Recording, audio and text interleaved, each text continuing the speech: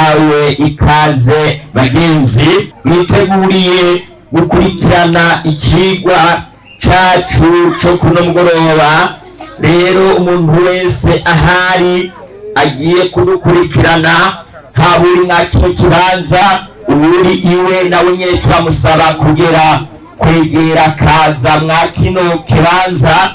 Mbere kandi umuntu nawe yoba yegereye ngaha yoza, ariko kandi turahaye n'ikaze abariko baradukurikirana bari ku mbuga ngurukanabumenyi, nabo nyene turabahaye ikaze gukurikirana kino kigwa kidasanzwe. Izina ry'Imana rihabwe icubahiro.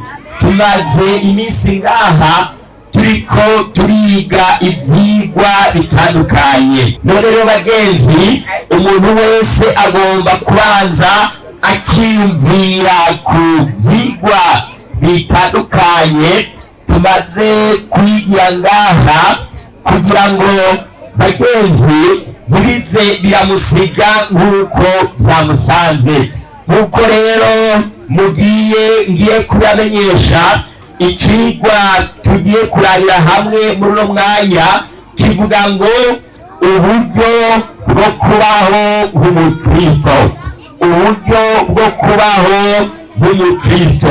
Hariho ibibazo abantu benshi bakunda kutubaza, kandi ngiye kubyishura mu kigwa cacu cuno munsi. Ikibazo abantu benshi bakunda kubaza ni iki: kubera iki abana b'Imana batemererwa kurya no kunywa ibyo babonye byose?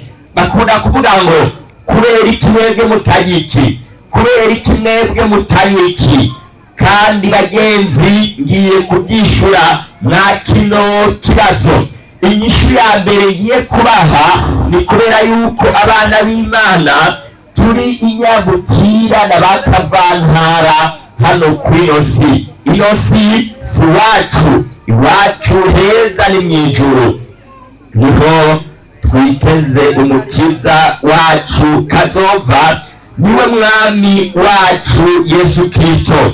Bibiliya ivuga iki? Bibiliya ivuga ngo abo nkunda ndabinginga ko muri nyagukira n'ingenzi mwirinde ibyifuzo by'umubiri birwanya ubugingo. Igice cya mbere intumwa Petero yanditse, igice cya kabiri ku murongo wa 11. Abalewi igice cyaho cya 11 niho tugiye kuraba igihe Imana ikuriye Abisirayeli mu gihugu cya Egiputa mu nzu y'ubuja. Abisirayeli mu nzu y'ubuja barya ibyo babonye byose. Abantu bakiri mu buja bari muri Egiputa bari mu byaha bashobora kuba barya ibyo babonye byose. Nyamara Imana igukuye mu byaha ikagukura mu nzu y'ubuja, ikikwereka ibyo ukwiye kurya hamwe n'ibyo bitari ibyo kuribwa. Bibiliya ivugaho mu Balewi igice cya 11 ngo Uhoraho abarira Mose na Aroni ati, mubarire Abisirayeli muti, mu bikoko byose ibi nibyo mwemererwa kurya mu bigenda byose byo mu isi. Igifise inzara zose ziri n'umwanya hagati, kikagira inzara kubiri, kigatako kikuza, icyo nico mwemererwa kurya mu bigenda.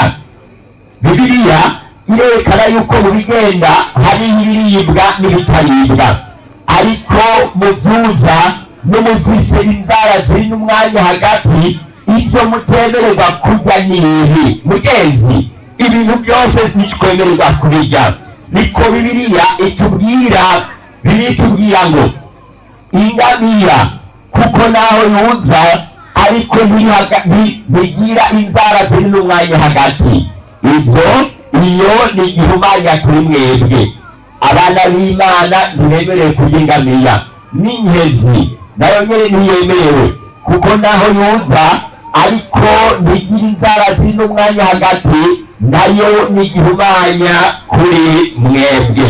Bibiliya ivuga ngo n'urukwavu kuko naho rwuza ariko nirugira inzara ziri n'umwanya hagati nago nyene ni igihumanya kuri mwebwe.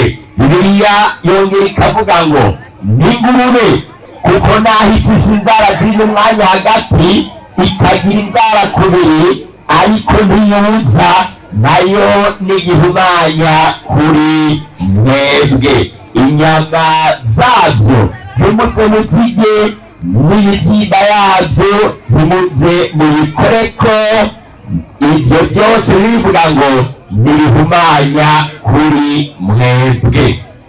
Bagenzi, mwabibonye Bibiliya y'umurongozi wacu iratubuza gukora kuri ibyo bintu, kubirya no gukora ku bibyimba byabyo. Bibiliya ivuga ngo ibi nibyo mwemererwa kurya mu biba mu mazi byose. Mwebwe mwegereye ikiyaga mubyumve neza.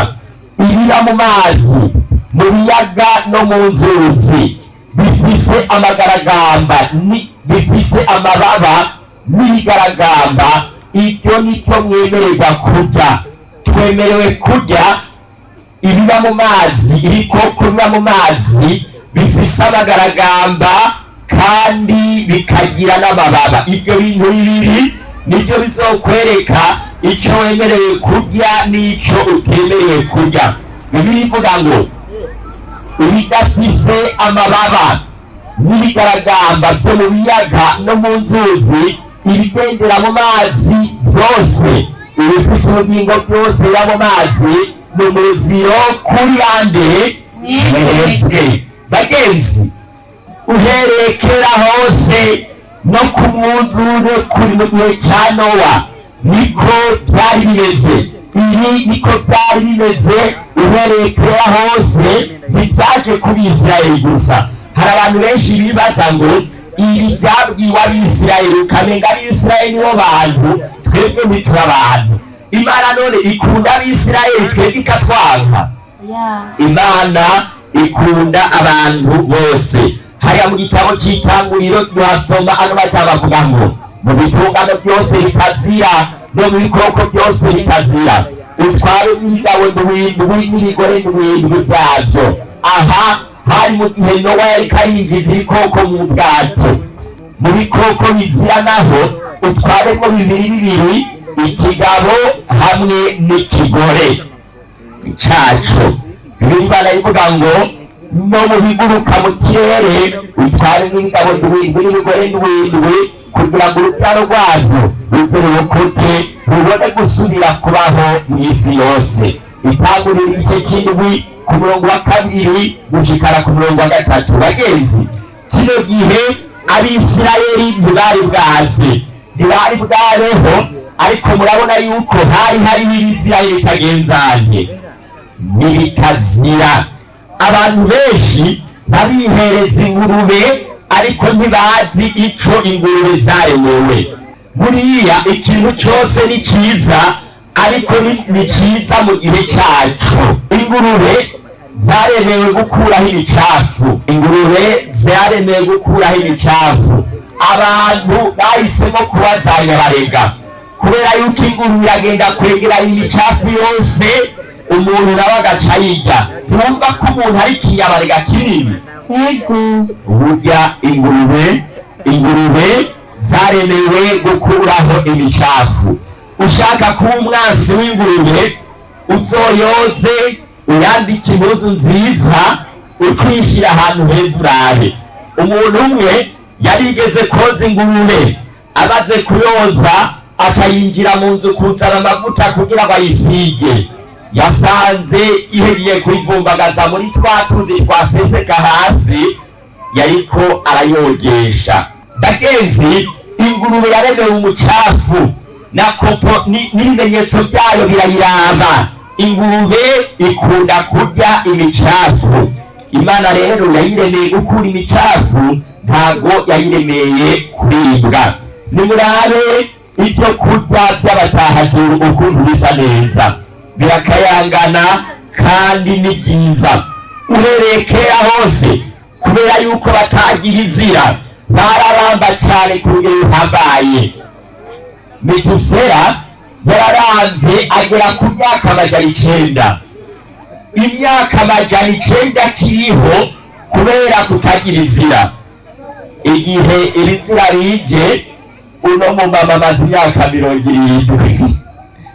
Ku myaka 70 umuntu kaba kabaye, ariko Metusela ku myaka amajana 9 yarakidundenga. Bagenzi, mbega Imana ivuga iki? Imana ivuga ngo sizoba mw'isezerano ryanje, sizohindura ijambo ryavuye mu kanwa kanje. Zaburi ya 89 ku murongo wa 34. Abantu rero bazi yuko Imana yihindagurika ku buryo ivyo yobwira bamwe atari ivyo ibwira abandi. Abo bantu Imana basenga ntabwo ari Imana iboneka muri Bibiliya, kubera yuko Imana iboneka muri Bibiliya ivuga ko sinzohindura ijambo ryavuye mu kanwa kanje. Imana ntihinduka, ivyivuze ntibivuga uno munsi hame cyo bivuga ibindi. Ubigisha ibyo ni ububeshi, ukuri ni kuri muri we. Ni muri ubwo buryo rero ntiturya ibizira bijya bisi, twe byaratunaniye kuko turi ingenzira bakavantara. I Kanani muri Yerusalemu yo mw'ijuru iwacu ntirarya ibizira. Umuntu arya ingurube ntashobora kwinjira mu bwami bw'Imana kubera yuko mw'ijuru ntirarya ingurube. Mw'ijuru nta micafu ijyayo, ingurube ntizizoba zikenewe mw'ijuru kubera yuko mw'ijuru nta micafu ijyayo. Kubw'ibyo, kubera ata micafu ijyayo, nta ngurube ziriyo. Wohavuga uri Imana uyibwira ngo Mana ngo ndagusabye ngo umpe ingurube. Imana rero ntishaka abantu bagorana mw'ijuru. Ushaka kuko tujyana iwacu mw'ijuru, ushaka ko dufatana urugendo twerekeza mu bwami bw'Imana, uhamagarirwa kubanza guheba ibizira. Bibiliya ivuga ngo kuko ameza yose yuzuyeko ibirutsi n'ishishi, atahantu hasigaye uzokwigisha n'ubwenge kandi azotahuza ubutumwa nde. Mbega n'abacutse bavuye kw'irere. Yesaya 28 ku murongo w'8-9. Yesaya ngaha yerekana ngo umuntu atereka ibirutsi n'ishishi ku meza yiwe, akabinwa, agashiraho inzoga akazinwa. Uwo muntu yokwigisha nde iby'ubwenge? Yobwira n'ubutumwa bwiza. Umuntu hanywa inzoga ntarekuriwe kwigisha abantu ubutumwa bwiza, kuko nawe nyene iby'ubwenge ntabyazi. Bibiliya ivuga ngo bino niyo mucokoranyi, ibiboneza nibyo biyogoyogo, kandi imiganda bagiramwo wese ntagira iki ubwenge. Imigani ibice 20 ku murongo wa mbere. Ngaha muno murongo mu Gifaransa banditse ngo umunwa vyinshi ntagira ubwenge mu Gifaransa. None vyinshi bingana gute? None wamaze gutakaza ubwenge womenya yuko washitse kuri vyinshi. Ni kuvuga ngo abantu barihenda bakavuga ngo banywa dukenya. None dukenya tungana gute? Niwamara kunywa icupa rimwe uravuga ati nturakwiza, ukabandanya ukavuga nturakwiza, uza kwisanga watakaje ubwenge utabizi. Ngubwo kubwira ati ibi bintu niwanywa byinshi birakwica, ucupfa. Ni aside umwe duke ni kwica, niwanywa byinshi urapfa. Wonwa oya. Bagenzi, Bibiliya irarivuga neza ikavuga ngo nindagira ngoyo, nindagira ngwagwe, nindafise ibitongano, nindafise ingumatanya-nduruko, nindafise ingumatanya-nduruko. Bivuga ngo nindafise amaso atukuye, n'abatavirira vino, n'abaja kurondera izituriranije. Imigani igice cya 23 ku murongo waho wa 30. Bibiliya ibandanya ivuga ngo ntukitegereze vino itukuye iy'ikibatsi mu kirahure igashoka neza, uburuhiro ijyana nk'inzoka igakumurana nk'imvuvi. Imigani igice cya 23 ku murongo wa 31 n'uwa 32. maze amaso yawe ugahava uyarabisha abagore b'ibyigenze, umutima wawe ukavuga ibidadidadi, mbere ugaca umera nk'uryamye hagati mu kiyaga canke w'uryamye ku mutwe w'umuringoti wo mu bwato, ukavuga ati ntarankubise sinababara, ntaranyegaguye sinabyumva, nzokwikangura ryari naho nyene nzosubira kuyondera. Imigani igice ca 23 ku murongo wa 35. Bagenzi, igihe kimwe narigeze kubona umugabo, uwo mugabo yari ajyanye mu vyondo, imvura yari yaguye, maze ajyanye neza kubera akaburegure, maze akaza aravuga ngo wa mugore we ugura canke ndakwereka. Aho yari hehe mw'ibarabara, ntazi niyaja ntazi niyataha, mugari kava mu mugore ngo aka kagore ngo kase kunyugururira ngo ndakwereka. Ajyanye hehe mu bizira mw'ibarabara. Mugabo mu gitondo nyene uwo mugabo yazindutse hehe kuboregwa, ugasanga umuntu araye mw'ikanevu, imvura iraguye, ibizira byose birakukunze bimuhereyeko. Mugabo mu gitondo azindukira hehe kuyirondera. Hari abantu benshi barota bari muri Amerika, akarota yabaye perezida, hari n'uwundi agenda kuguruza mu gisoda nyine akubahuka. Mwese muzana izo nkuru mutazizanye ndabereka. Bagenzi, umuntu w'umugabo ubwenge bugatakara, narasanze umugore ari kumwe n'umugabo ariko baragenda, umugore agenda yidoga, usubiye kunywa inzoga zizosubira kugutahana.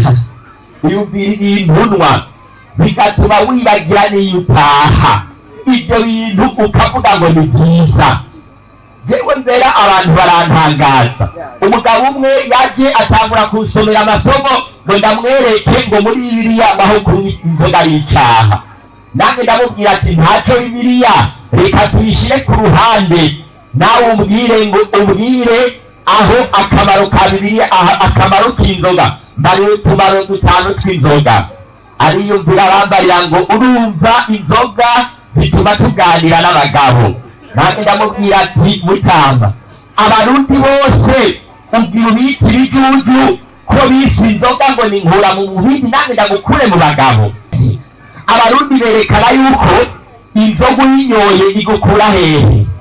None gute wewe tuza kuswara yuko inzoga zikujana mu bagabo? Maze umugabo aravuga ati sha, ngoga inzoga ngo nta kamaro zifise ngo atari kudutera indwara.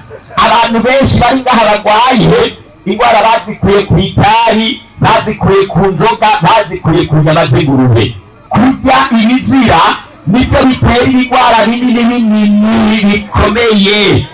Uko niko kuri.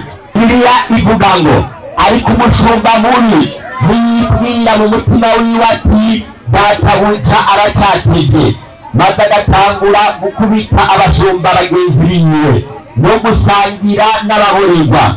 Shebuja w'uwo mushumba azoza ku munsi atamwiteze, no mu gihe atazi azomucamo kubiri amusangize umugabane wiwe w'iryarya, niho hazoba amarira no kuryanisa z'amenyo. Abantu Yesu agitinze bakishinga gusangira n'ababorerwa, abo bantu bazotererwa hanze ahazoba amarira no kuryanisa z'amenyo.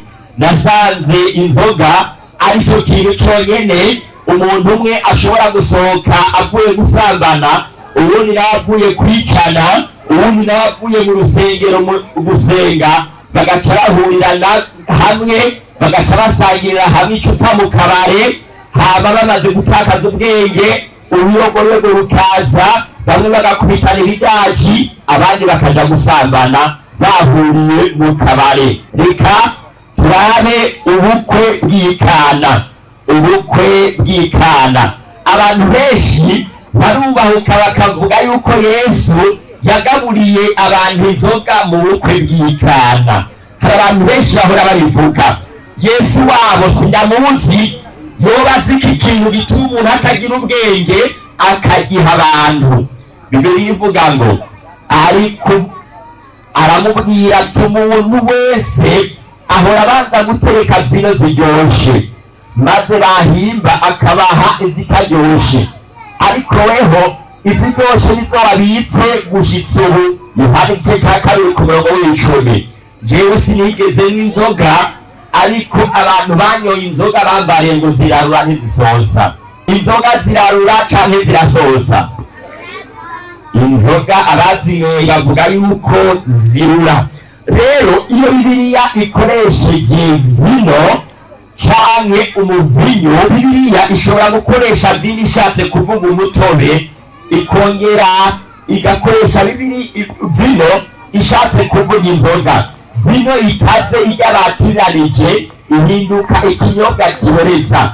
Haba umutobe w'imizabibu w'umwimerere utononekaye, ni ikinyobwa kitaboreza ciza, naco nyene muri we abashobora kucitwa vino. Nimureke ndabereke isomo ryo muri Bibiliya hariya muri Yesaya igice cya 65 ku murongo w'8. Uku niko Uhoraho agize ati, nk'uko ihondo ry'umuzabibu riboneka ko ririmwo umutobe, bakavuga bati ntugenzenze nturandure. Ni kuvuga ngo umutobe w'imizabibu utarononekara, uwo mutobe ntiwemewe kuwurandura. Uwo mutobe rero w'imizabibu niwo mu bukwe bw'Ikana bari banyoye, kandi niwo Yesu yahaye abantu baranywa, kubera yuko ntawe tubona Bibiliya ivuga yuko baborewe. Nyamara iyo umaze gutakaza ikimazi, iyo ata kimazi ufise, bamaze kononekara, bamaze kurushiramwo umwambiro, uwo uba ubaye ikinyobwa kiboreza, baca bawusesa. Rero mu bukwe bw'Ikana Yesu yahaye abantu vino, imitobe ivuye mu mizabibu myiza itaboreza. Umuntu azokubwira ko zari inzoga, uzomubwire agusomera kwereka aho baborewe, kuko uwanyoye inzoga wese araborerwa. Yesu nk'umwami ntabwo ashobora guha abantu ibintu bituma batagira ubwenge. Kurya ibizira no kunywa inzoga kw'ab'isi bibazanira kurwara indwara zikurikiranye kubereka. Muranyagura izindi nyama z'ingurube. Bagenzi, abantu bihereza ibizira, barya ibyo babonye byose, nibo bantu ba mbere mu kurwara indwara zo guca umutwe, indwara z'imitima, indwara za kanseri, indwara bitwa kubabara mu ngingo. Ukumva umuntu ajya kubwira urumva ngo ntambutse ngo cambabara mu ngingo. Ivyo biva kwa biriya biyoga, kwa zirya ngurube no ku bindi bikoko bizira ubihereza. Umubyibuho w'umurengera, ugasanga umuntu yaravyibushe uko yishakiye, bakunda kuvuga ngo sans forme. Umurindi, kurwara indwara z'umurindi w'ivumbuka ry'amaraso, ibyo bitwa hypertension, kurwara rubagimpande. Izo zose ni indwara zituruka mu kurya nabi, indwara zifatira mu bihimba by'irondoka. Abantu banywa inzoga bituma nk'abagabo badashobora kurangurira abagore babo ibintu bimeze neza b'idori, baca bumva ibyo mvuze ngaho. Abantu benshi bagiye barya nabi, bagiye bapfa nabi ku rugero ruhambaye. Ano n'amafoto nagerageje kubereka y'abantu bagiye bapfa nabi kubera kurya nabi. Murabona abantu benshi bagiye bapfa nabi kubera kurya nabi no kwanka kuburirwa, kandi bari baburiwe. Ikindi kibazo abantu bakunda kuvuga niki, kibazo abantu benshi bakunda kuvuga niki, ngo Petero yareretswe abarirwa kurya ibintu byose. Petero ari mwiyerekwa, yareretswe haza igihuzu. Icyo gihuzu cyari kirimo ubwoko bwose bw'ibikoko: inzoka, imbata, imbwebwe, inka, intama, imbwa, imvubu, ibikoko byose by'ubwoko bwose. Bibiliya hariya mu Byakozwe n'Intumwa igice cya 13 ku murongo igice cy'icumi ku murongo wa 13 n'uwa 14 Bibiliya ivuga ngo ntazijwi riramubarira riti va hasi Petero ubage ujye. Petero ati atoyaye mwami, kuko ntigeze ndya ikizira canke igihumanya. Bagenzi, ngaha Yesu yari yaragiye hehe? Mwijuru. Babandi babeshera Yesu ngo Yesu yaraziruye ibintu byose. Gushikana n'ubu Petero ntiyari bwage ikizira canke igigenzanye. None wewe kumva Yesu yavuze gute? Petero bari kumwe atabyumvise, mutama ubyumva gute? Petero yabanye na Yesu igihe kirekire. Yesu araduga aja mwijuru. Aha mu Byakozwe n'Intumwa Yesu yari yaragiye hehe? Yari yarapfuye arazuka, yari yaragiye mwijuru. Gushikana n'ubu Petero ntiyari bwigera ikizira canke igenzanye. None wumva Yesu yarabiziruye. Iyo abizirura gushika ngaha Petero nawe yari guca atora imbugita akabaga kagenzanye akarya, ariko yaranse. Bibiliya ivuga ngo iryo jwi risubira kugaruka ubugira kabiri, riramubarira riti iby'Imana ihumanuye reka kubyita ibizira. Ngaha rero abantu bacavuga ati ubona ko Imana yabihumanuye. Ubu ni ubupfu bukomeye, kubera yuko badatahura ibyo Imana yari kirabwira Petero. Nasanze umuntu ku bwa kaberemere kiwe, hari umuntu akunda ubusambanyi, hamwe yogirirwa umuntu akamubwira ati genda usambane, nta cyaha kirimo, yoba yorohewe cyane, yoca aryoherwa, urakoze umbwira ubutumwa bwiza. Bagenzi, hano mwakiro gice nyene ku murongo wa 28 niho dutahurira ibyo Petero yari karabwirwa.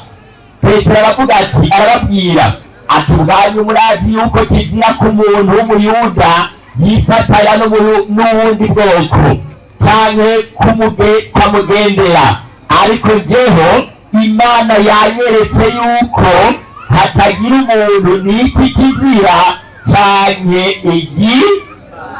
None gasha Petero yaribwiwe, yaratahuye yuko ibyo yari karabwirwa ari umuntu adakwiye kwitwa ikizira canke igihumanye. Gute namwe muca mutahura yuko yari karabwirwa ingurube n'inzoga? Nyene kubibwirwa aradusobanuriye neza, atwereka ngo yanyeretse yuko hatogira umuntu n'iki kizira canke igihumanya. Petero yanzika kuvuga ati nukuri niho nyimenya yuko Imana itarobanura abantu ku butoni, izina ry'Imana rihabwa icubahiro. Ubwa mbere Petero yarazi yuko abanyamahanga batari Abisirayeli badashobora kubwirwa ubutumwa bwiza. Imana ibimwerekera mu nzozi ibicishije mu kimenyetso c'ibikoko, ariko Petero arabitahura yuko ibyo Imana yari kiramubwira ari abantu atari iki. Wewe none ubwo mutahura yuko ari ibikoko gute? Ubwo mutahura ko ari ibikoko gute? Yesu avuga hariya muri Yohana igice cya 15 ku murongo wa 5, ni jewe umuzabibu namwe muri amashami, uguma muri njyewe nanjye nkaguma muri we, uwe niwe yama cyane, kuko ataco mubasha gukora mutamfise. Bagenzi, nta kintu twoshobora gukora tutamufise. Bigusaba kwemanga ukavuga ati Yesu, naragendeye kure yawe, narariye ibizira, narakoze ibiteye isoni imbere yawe, shoboza. Yesu yitegure kugushoboza, nturondere ukuntu ukwepa ukuri kandi uriko uraburirwa. N'intumwa Pawulo nayo yarabivuze ngo shobozwa byose n'umpiki. Mugenzi, dushobozwa byose n'uduha inkomezi. Ari Filipi igice cya 4 ku murongo wa 13, rinda umutima wawe. Yesu aravuga ngo mwana wanje, wumvire ugira ubwenge, urongore umutima wawe mu nzira, ntukabe mu gitigiri cy'abanohowe na vino no mu bacanyameru b'inyama, kuko iboregwa n'umunyameru uburuhiro ari ugufutana, kandi tiro rizokwambika umuntu ugucocerwa. Bagenzi, Bibiliya iriko iraduhanura. Abantu baguma bavuga ngo niko twanye tubibona, niko twavutse, niko twanye tubyumva, none wewe ntiwobidukuramwo. Hari ubura ngo maze imyaka 20-50 navutse papa n'inzoga, nange sinshobora kuziheba, hamwe n'ibindi. Bibiliya ivuga ngo kuko igihe cyashize gihagije gukora ibyo abanyamahanga bakunda gukora. Baramugenza bati igihe cyashize kirahagije. Mugenzi, Bibiliya ivuga ngo kuko igihe cyashize gihagije gukora ibyo abanyamahanga bakunda gukora, no kugendera mu ngeso z'isoni nke, n'izo kwifuza, n'izo kunohorwa na vino, no kudandahirwa, no kurundana aho bateretse, n'ibizira byo gusenga ibigirwamana bene ibyo. Petero igice cya 4:5. Mugenzi, igihe cyo kugendera mu biteye isoni, igihe cyo kugira izira, igihe cyo kunywa inzoga cyawe cyarashize, kirahagije. Iyo myaka umaze irahagije. Imana ishaka yuko utangura intango nshasha. Birabatangaza ko mudafatanya nabo mu birenze urugero by'ubuhumbu, bakabarementariza mugabo nibo bazobazwa ibyo n'uwiteguye guca imanza z'abakiriho n'abapfuye. Bagenzi, ni bande bazobona ibara? Bazobona ibara abigira agakura mu kunywa vino, bakaba abagabo bo guturiranya ibiboreza, bagatsindanishiriza abanyakibi kubigurire, ariko bagakura urubanza ku bagorozi. Yesaya igice cya 5:22. Amaherezo y'abagira izira, amaherezo y'abanyabyaha, amaherezo y'abarenga amategeko y'Imana n'umuriro udahera. Bibiliya ivuga ngo ariko mwirinde kugira ngo imitima yanyu ntiremerwe no kudandahirwa no kuboregwa n'umwitwarariko w'iby'ubugingo, ngo uwo munsi ntubaze ko giturumbuka nk'umutego, kuko ariko uzoshika ku bantu bose bashagaje mw'isi yose. Mwame mugavye, musenge mu bihe byose, kugira muze mushobore guhunga ibyo byose bigira bibeho, ngo muhagarare imbere y'Umwana w'umuntu. Luka igice cya 21:34 gushikana ku 36. Bagenzi, kugira ngo twitegurire ubwami bw'Imana, Satani ntaduhuvye. Duhamagarirwa kwirinda ibiboreza n'ibintu byose byoduhumanya. Mugenzi, ukaba wama wakiritse abantu ahantu baturetse, umenye yuko guhera uno munsi, niba ushaka kuzobona ubwami bw'Imana, ubihagarike. Ijuru ni iry'abanyabwenge, ijuru si iry'ibijuju.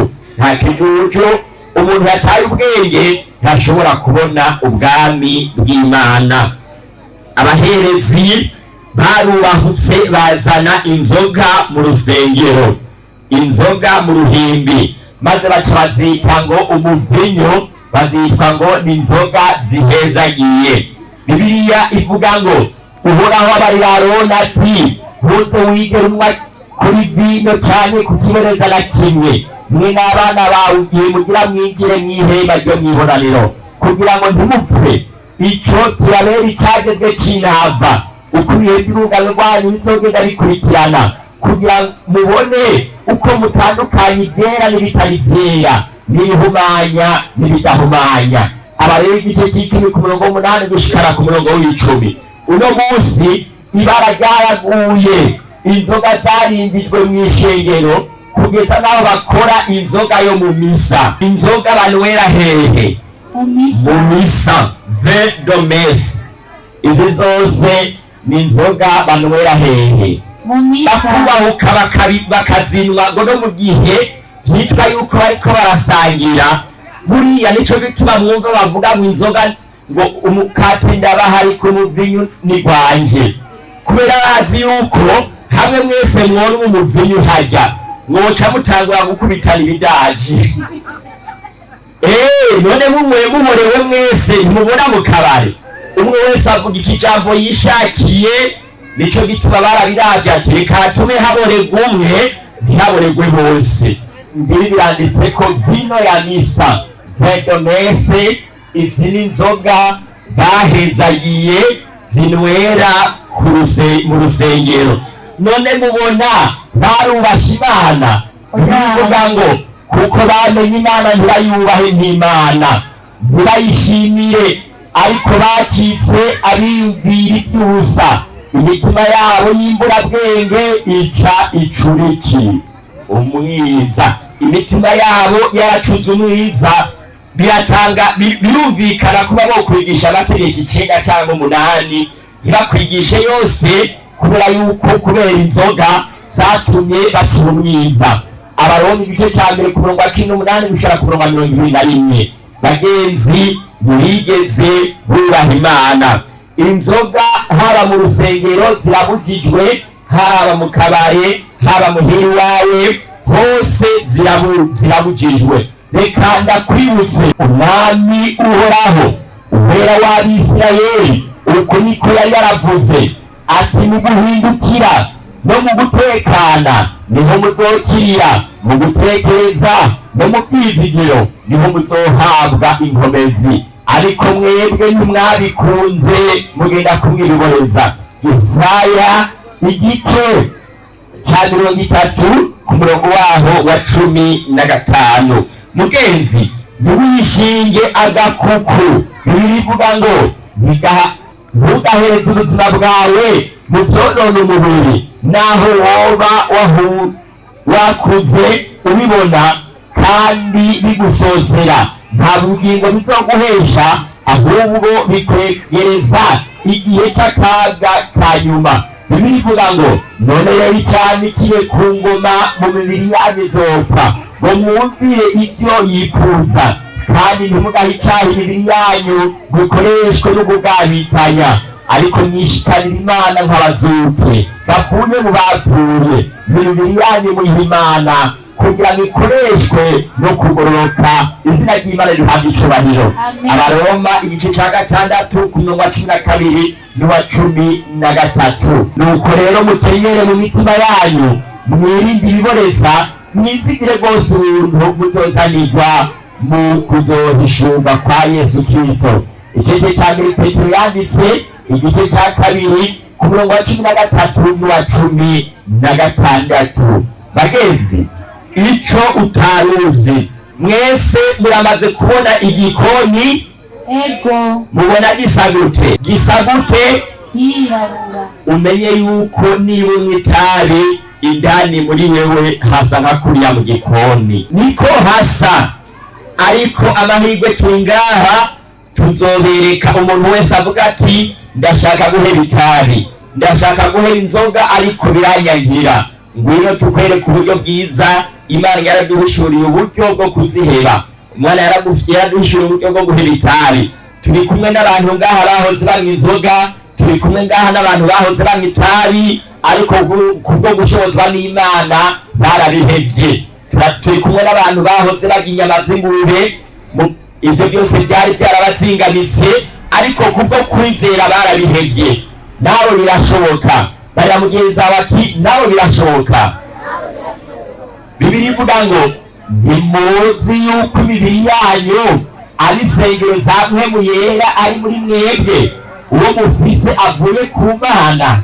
None reka ndababaze, ninde muntu yotembererwa n'umushitsi akamuraza mu gikoni? None mushaka Imana nayo abe ariya mu gikoni? Oyaye. Nimurabe namwe aho isigeze, n'abagore basigaye batumura.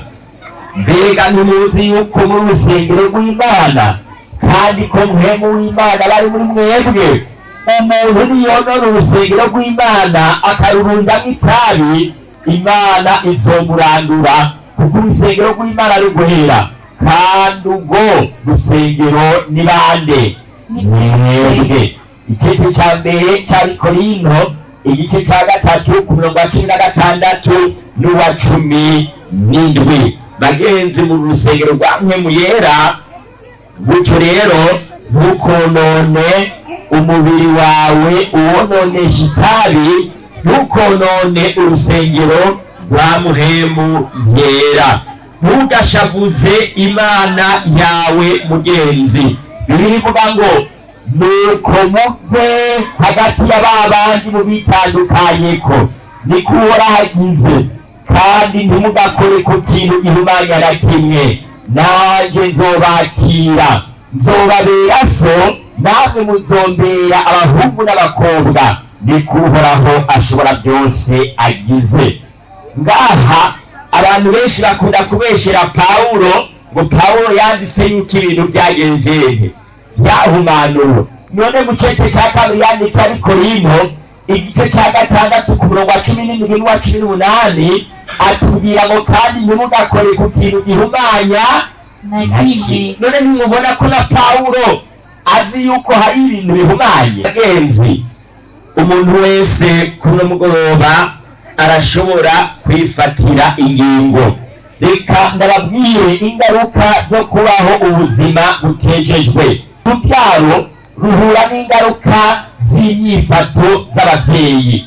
Ugasanga umutama hakuzana ubutunzi ngo buteze imbere umuryango, bwose aburunda mu nzoga. Niwabona abanyanzoga bagukunda, ntibazoba bagukundira ikindi, bazoba bagukundira umusororo basororera. Icemezo niba uri hariya muri hopitali militeri canke muri Rwakarede, vya biyoga wihereza na vya bigurube vyakugwajije, uzoraba ko hagira n'umwe aza kukuraba, nta n'umwe azoza.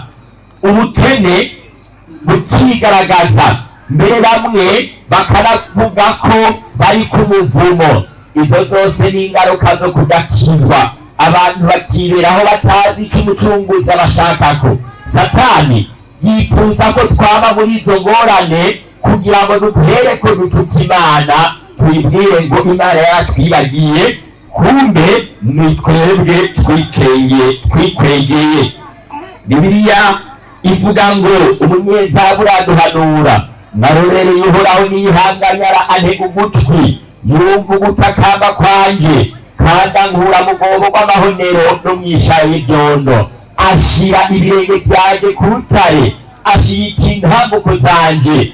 Zaburi ya 40 ku murongo wa mbere hamwe n'uwa kabiri.